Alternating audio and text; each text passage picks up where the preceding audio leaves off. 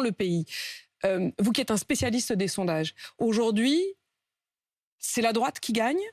Et pourtant, la droite, vous avez évoqué Bruno Retailleau, honnêtement, la droite traditionnelle aujourd'hui, elle sort en miettes et quasi inexistante. Est-ce qu'elle a encore une chance de se refaire en quelque sorte? Je ne dis pas du tout que la droite a remporté cette séquence. Au contraire, je crois que la gauche sort très renforcée de cette séquence. Et je voudrais parler de ce qui s'est passé ces 3 derniers mois, qui est quand même, à mon avis, le commentariat ne vient pas du tout sur ce terrain. On a assisté à un jeu de rôle, à un théâtre d'ombre. J'appelle ça une exposition vintage en plein air, dans lequel il y a une complicité objective entre le pouvoir et l'intersyndical. Ça ne vous est pas apparu, mais c'est la réalité. Ils sont pas très copains en ce moment. Bah écoutez, chacun est gagnant-gagnant dans un jeu de rôle qu'on connaît par cœur. Chacun est dans son rôle.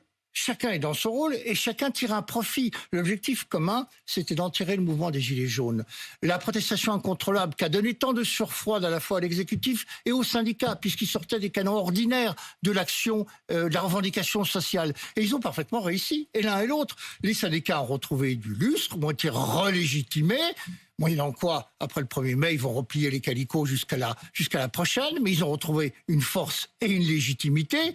Et le pouvoir a pu surjouer la fermeté, attirer à lui le parti de l'ordre et en tire évidemment un profit. Donc tout ça est un jeu de rôle que l'on connaît bien. Les syndicats parlent de mobilisation historique, il n'en est rien. En 95, c'était beaucoup plus important, et même en 2010, où j'étais auprès de Nicolas Sarkozy à l'Élysée. Et donc, si vous voulez... En 2010, vous étiez auprès de Nicolas Sarkozy à l'Élysée. Vous aviez été conseiller auprès de Nicolas Sarkozy alors qu'il était à Beauvau. Il en a traversé des crises. C'est-à-dire que là, vous dites, chacun est dans son rôle. Mais quand la droite était au pouvoir et qu'elle se retrouvait avec, dans la rue, les révoltes du CPE, par exemple, chacun était aussi dans son rôle à ce moment-là?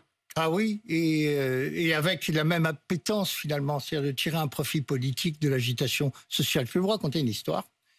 Au moment des manifestations du CPE en mars 2006, voilà, qu'est-ce qui se passe? Nicolas Sarkozy dit c'est une opportunité. Nous allons produire de l'image. Il est ministre de l'Intérieur. Il est place Beauvau. Nous allons produire de l'image. Produire de l'image, ça veut dire créer des brèches dans les manifestations pour que les casseurs, les pilleurs puissent pendant un court instant s'en prendre à leurs objectifs, c'est-à-dire les boutiques, les magasins, le mobilier urbain, sans que la police n'intervienne. Certains appelaient ça des zones médiatico-récréatives. On attirait les caméras de télévision, les journalistes.